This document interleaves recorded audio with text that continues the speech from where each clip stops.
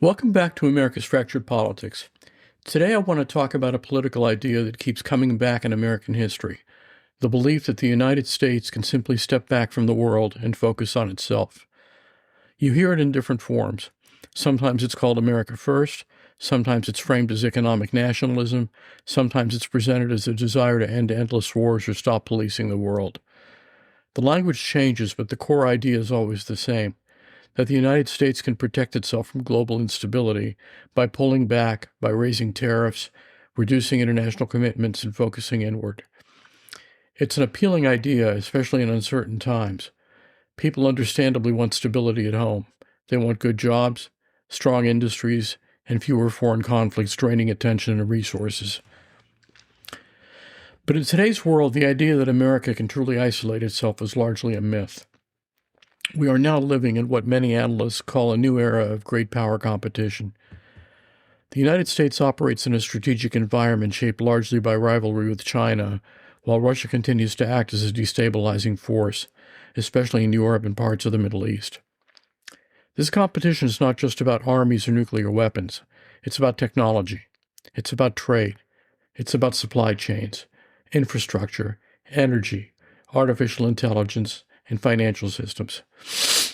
Economic policy and foreign policy are now deeply intertwined, and that reality makes the idea of American isolationism much harder to sustain than it may sound on the campaign trail.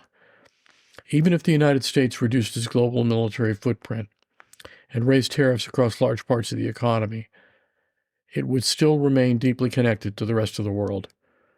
American companies sell goods across international markets. U.S. financial institutions are tied into global capital flows. Energy prices rise and fall based on worldwide supply and demand, and the supply chains that produce modern products often stretch across multiple continents. Think about something as simple as a smartphone or a car. The components that make those products possible often come from dozens of different countries. Minerals are mined in one region, processed in another, assembled somewhere else, and sold globally. That level of interconnection didn't happen by accident. It developed over decades as companies searched for efficiency and markets expanded. The pandemic gave us a clear demonstration of how interconnected that system has become. When supply chains broke down, shortages spread quickly across industries. Factories flowed. Shipping delays multiplied. Suddenly, everything from automobiles to household electronics became harder to produce. One missing component could stall an entire production line. That experience pushed policymakers in Washington to talk more about reshoring manufacturing and strengthening supply chain resilience. Those conversations are important. Strategic industries do matter. National security concerns about the dependence on foreign production are real. But even the most ambitious efforts to bring production back to the United States cannot eliminate global interdependence. Take semiconductors, for example. Advanced computer chips power everything in modern life, from phones and laptops to fighter jets and artificial intelligence systems. Yet much of the world's most advanced semiconductor manufacturing is concentrated in facilities operated by companies like Taiwan Semiconductor Manufacturing Company in Taiwan. If production in that region were disrupted by political conflict or military tension, the effects would be immediate and global. Entire industries could face shortages almost overnight. No tariff policy can solve that vulnerability. Tariffs can sometimes help protect certain domestic industries in the short term, but they also raise costs for American companies that depend on imported components. And when the United States imposes tariffs, other countries often respond with trade barriers of their own. Trade policy, in other words, doesn't operate in a vacuum. It sends signals to allies and competitors alike. In a world defined by great power competition, those signals carry geopolitical weight. Economic relationships frequently overlap with political alliances. Countries that trade heavily with one another often build deeper diplomatic and security partnerships as well. Trade disputes, on the other hand, can shift political relationships in ways that reshape global influence. This is where the myth of isolationism becomes especially clear. Some political rhetoric suggests the United States can withdraw from global leadership while still maintaining global influence. But historically, influence follows engagement. When the United States leads in trade agreements, technology standards, and international institutions, it shapes the rules that govern global commerce and cooperation. When it steps back, other powers move forward. China has understood this dynamic very clearly. Over the past decade, Beijing has expanded its economic reach through infrastructure investments, technology exports, and diplomatic engagement across large parts of Africa, Latin America, and Southeast Asia. Those investments are not just about economics, they are about influence. Meanwhile, Russia has shown that it is willing to use military force to reshape regional politics. The most dramatic example is the Russian invasion of Ukraine. That war began in Eastern Europe, but its effects spread quickly across the global economy. Energy prices surged, grain exports were disrupted, shipping patterns changed, governments around the world scrambled to stabilize markets. What happened in Ukraine did not stay in Ukraine. That is the nature of today's interconnected system. Global instability has ripple effects that reach far beyond the original conflict. Energy markets react, supply chains shift, financial markets respond, migration pressures grow as populations are displaced. Eventually, those pressures reach the American shores as well. This is why geography alone no longer guarantees insulation from global turbulence. Oceans still provide physical protection, but economic and technological systems connect nations in ways that didn't exist a century ago.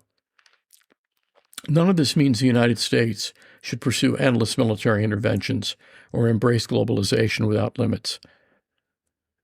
The backlash against certain aspects of globalization is understandable. Many communities experienced real economic dislocation as industries moved overseas, workers lost stable jobs, entire regions struggled to rebuild their local economies. Those concerns deserve serious attention. Supply chain resilience is a legitimate national security priority. Strategic industries, from semiconductors to advanced energy technologies, do require domestic investment. Governments should absolutely think carefully about where critical goods are produced. But addressing those challenges requires engagement with the global system, not withdrawal from it. Industrial policy works best when coordinated with allies. Building semiconductor plants at home is important, but partnering with trusted countries spreads risk and strengthens supply networks. Trade agreements can raise labor and environmental standards across entire regions. Technology partnerships accelerate innovation while reducing dependence on authoritarian competitors. Economic strategy and foreign policy are now inseparable.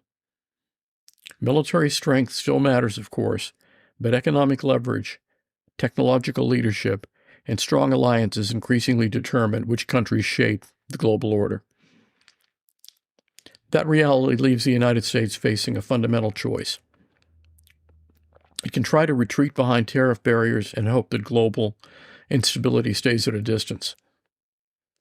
Or it can accept that true isolation is no longer possible and focus on shaping the international system in ways that protect American prosperity and security. History suggests the second path is far more realistic. After World War II, American leaders concluded that economic stability and national security were deeply connected to global engagement. They built alliances, supported international institutions, and encouraged open trade networks that linked economies together.